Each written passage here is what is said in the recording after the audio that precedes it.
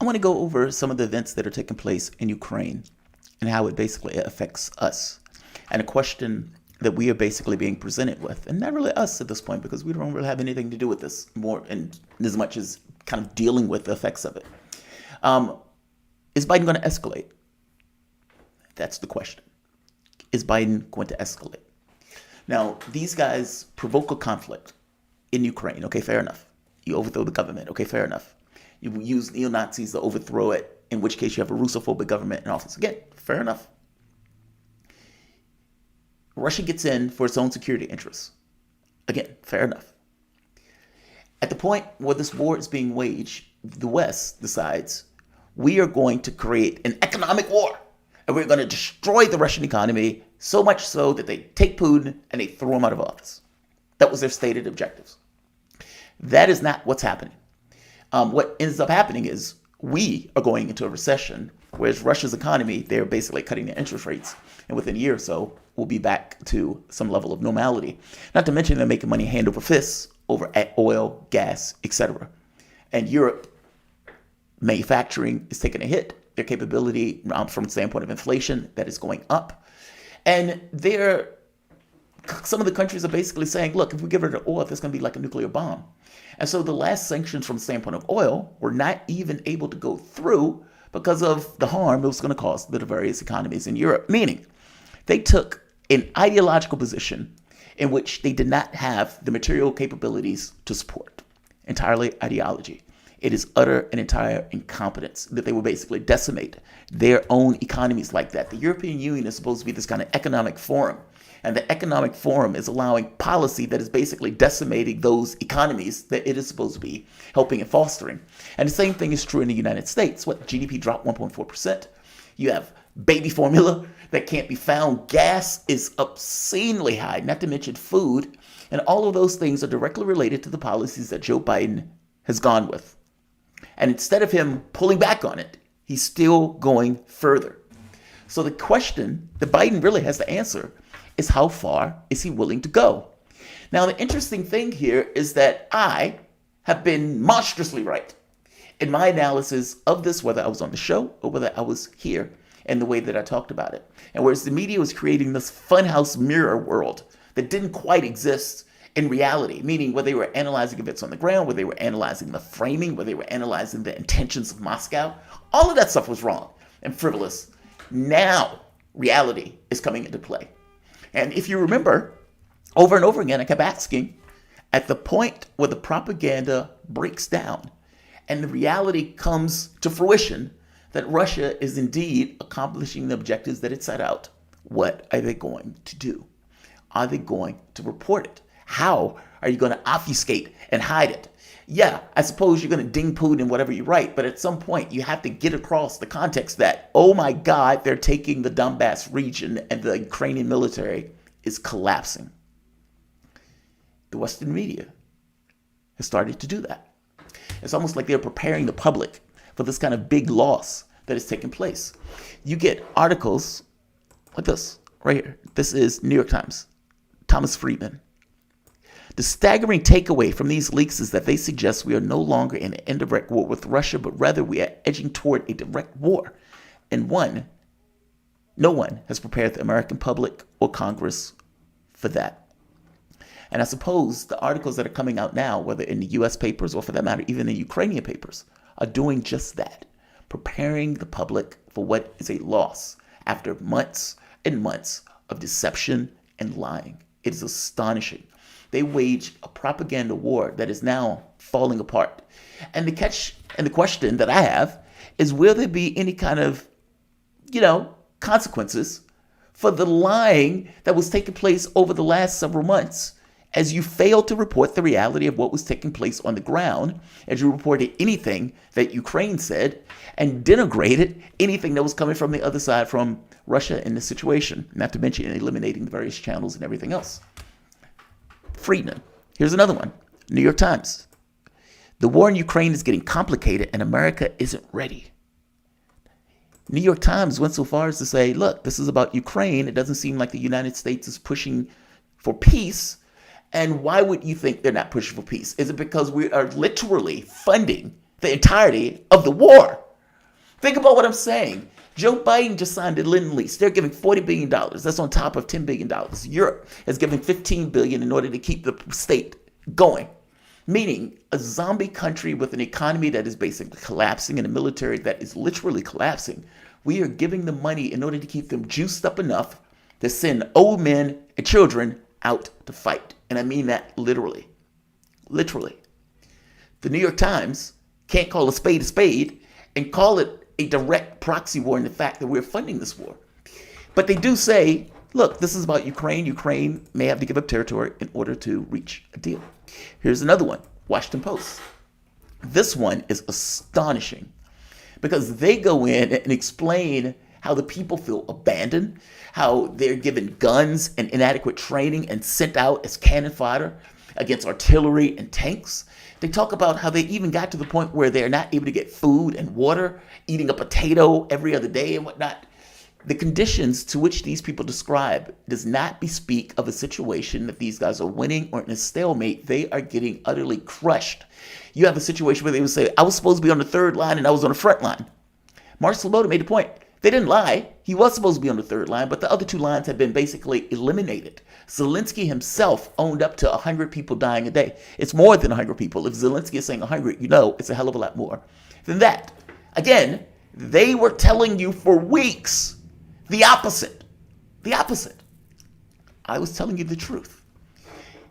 Ukrainian paper goes further. This article is astonishing.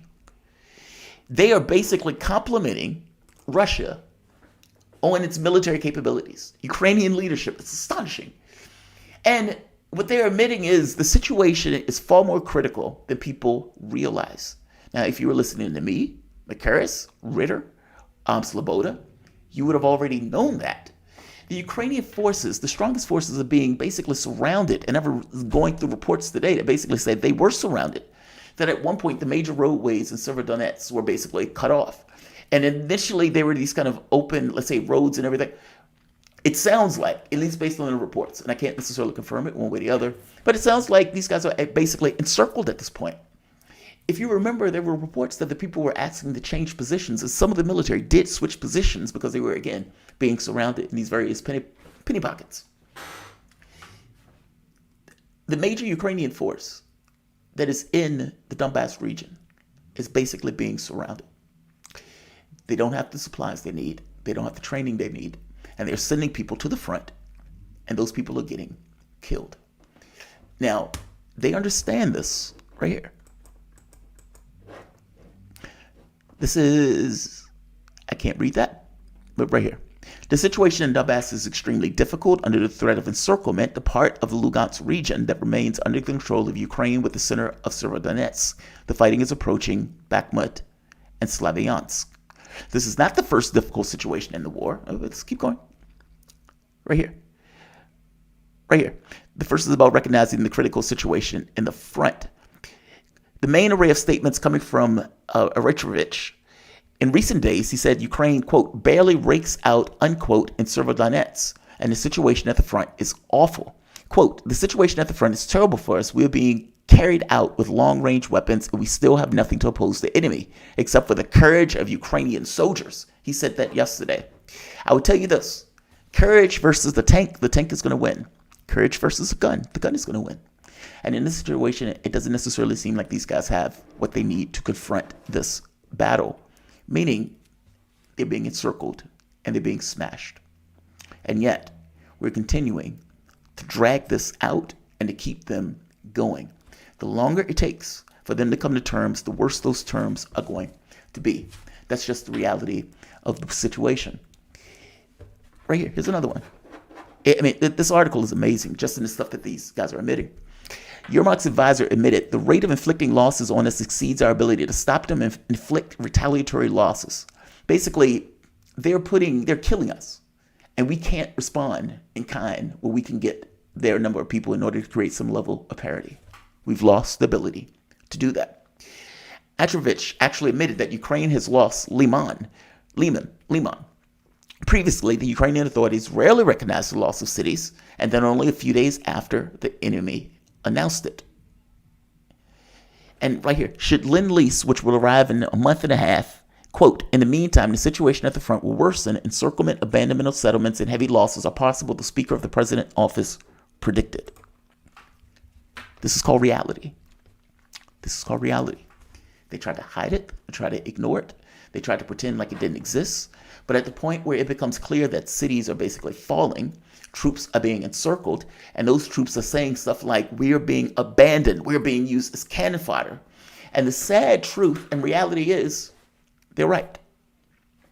They're perfectly right. Think about what many other people are saying. Because even though these guys are saying the front is worse than everything else, you also have leadership saying stuff like, we're going to take Crimea in several months. Why are they saying several months? Because as I said before, all of this stuff kind of lends to my analysis that what Zelensky is planning, if his force can hold out, I suppose, in the East, dealing with encirclement, that basically every life that is lost in the East gives Zelensky time to get weapons, to get training, to get additional, let's say, logistics and set up power points or strong points from the standpoint of the East. And with the idea that at some point, the Biden administration may relent on this notion of long-range weapons, or for that matter, more heavy weapons, and they can put those heavy weapons in a position in order to combat the Russian military. Again, the Russian military has somewhat of a small force in comparison to the size of Ukraine. They're working with the Luhansk, with the Donbass republics. And so this is not a situation where they design a military in order to take the entirety of Ukraine. The objective was to complete those objectives in the Donbass region. By the same token, if Donbass collapses, well, at that point, he's not going to have enough time, meaning Zelensky, to do what he's trying to do in the West.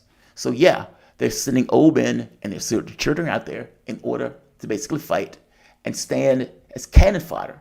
Because again, even as cannon fodder, it takes a certain amount of time to kill that person, which gives Zelensky that much more time to do what he wants to do in Kiev. Yes, it is cynical as cynical can be. Immoral is a word for it, and an understatement, to be honest. The notion that you would leave your troops out there like that to get annihilated entirely for this notion that you're going to get weapons within several months, and that is going to somehow turn the tide of the battle. And to make it even worse, for to have the likes of Boris Johnson or the U.S. basically egging him on with more money, more weapons, etc. This is entirely gross. Not only does this conflict not need to take place, not only was this provoked in this very specific situation where there were multiple off-ramps, where this catastrophe didn't need to take place in Europe, we're now egging it on. And not just egging it on, paying for it. And what the Biden administration is suffering with, because understand, however cynical it is from the standpoint of Zelensky to allow other countries to A, goad him into a war in the first place, and B, keep that country into war, not even trying to deal with peace terms while his forces are getting clearly annihilated. And it's not even a situation where they can even lie about it anymore, at least not in real terms, because of the level of devastation and the movement and the speed to which the Russian military is taking the Donbass region. Didn't need to happen. The inflation that you're dealing with didn't need to be this bad. The manufacturing and the hit from the standpoint of Europe and the United States on this notion of energy and this notion of our economies didn't need to be that way. All of this, on some level, is contrived, which makes it that much more of a disaster. We are paying for this war, literally. The Lend-Lease bill is us giving that country a bunch of money just to keep them standing up in order to try to bleed the Russian military or degrade it that much more. And again, no, it's not necessarily working. By the same token, they are not necessarily stopping either. The dilemma for the Biden administration is whether or not to send heavier weapons to Ukraine. Do we send weapons that can reach farther into Ukraine? Now, the reality of it is, getting those weapons to the battlefront has been difficult. Russia has been attacking rail lines. They've been attacking transport systems, or for that matter, even fuel depots. And so it makes it difficult to get it to the east. But understand, if your ability or if your want is to create a hard point in the west, whether you can get it to the east or not is almost secondary to the point. Zelensky is prepared to lose all of Donbass. That is not necessarily him ending the war. Not in his head, again, if you're listening to what these guys at the top are saying, we are going to get weapons from NATO. We are going to be able to counterattack. It's cynical. The U.S., however, is looking at this and is just keeping it bubbling. Let's think about it for the moment. All of these reports are coming out, getting a clear indication of what's going on. The U.S. is still sending massive amounts of money and weapons to the country in order to keep it fighting. Okay. The U.S. is quibbling over whether or not to send long-range weapons because it doesn't want to do something that would escalate the war. Meaning, you're sending $50 billion. Europe is getting all of the money also. You guys are doing all of these sanctions and everything else. But you're engaged in a war, but you're sketchy on giving weapons that may allow them to escalate the war. Now, why are you sketchy about that? Is your concern is that if they escalate, Russia would take the chains off? Is that your concern? And if that is your concern, then you are basically putting weapons into a country in a conflict that you don't believe that the country can win. And yet, you continually give them just enough to keep it going just a little bit longer. Think about how disastrous or disgusting that is. All things being equal, the reason that you don't get those long-range weapons because you know if they hit further into Russia, Russia is going to mobilize. And instead of having, let's say, a smaller force, the war will escalate into the point where they may take the entirety of Ukraine. I'm just getting to the point that Biden realizes that this is an issue, which is why Biden is quibbling over whether to give these long-range weapons in the first place, which means that you are basically just keeping the war bubbling. You know you can't win it. By the same token, you don't want to admit that you lost it. Bubbling. Is he going to accept this loss? Yay or nay? And what does it mean to not accept the loss and to keep doubling down? And does it mean long-range weaponry? Does it mean, for that matter, that the U.S. gets further involved? In the words of Friedman, the staggering takeaway from these leaks is that it suggests we are no longer in an indirect war with Russia, but edging towards a direct war, and no one has prepared the American people or Congress for that. That is a true statement. That is a true statement. So, with Russia advancing and taking Le Mans, and it seems that the Severodonetsk is basically surrounded, and it really does seem, listening to the Ukrainian people who are on the ground fighting the troops, low morale, low training, lack of ability in order to push back, you can say the Russian menace, if they want to call it that, and leaders, political leaders, that understand the situation, and instead of coming to some level of a resolution with the situation, allows it to bubble and persist, giving all sorts of money and weapons just to keep the conflict going. The New York Times couldn't call a spade and basically said the U.S. was pushing a proxy war in Ukraine. I will say it. We are funding this war. And if you're looking for this war to end, I suggest you go to the people that are basically propagating it and funding it. Whatever culpability you want to assign, just to be very clear why it's continuing the way it is. And cynicism that is basically in Western leaders, and for that matter, in Zelensky himself, and being willing to keep this conflict going. The longer it goes, the higher the stakes in regards to what Russia is going to want. They've invested men, material, lives. You've had Ukrainian neo-Nazis basically torturing Russian soldiers. And now at this point, you've basically had the entirety of the West to declare a certain amount of economic war, and in some sense, a literal war, just in the fact that you're giving armaments in order to kill other Russians. Both of these are failing. So now what? That's the question that lingers. That question is monstrous in the sense that what Biden could do in the way that he could escalate this conflict by putting in more weapons, higher caliber weapons and everything else. The rub is, it may not matter. If the Ukrainian forces fall within a week or so, then the West is not going to have time to do what the West needs to do. We'll see what happens.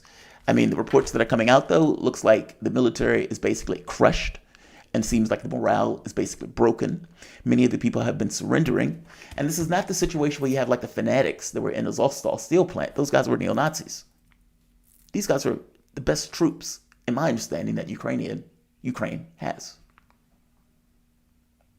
Yeah, it's gross. That's all.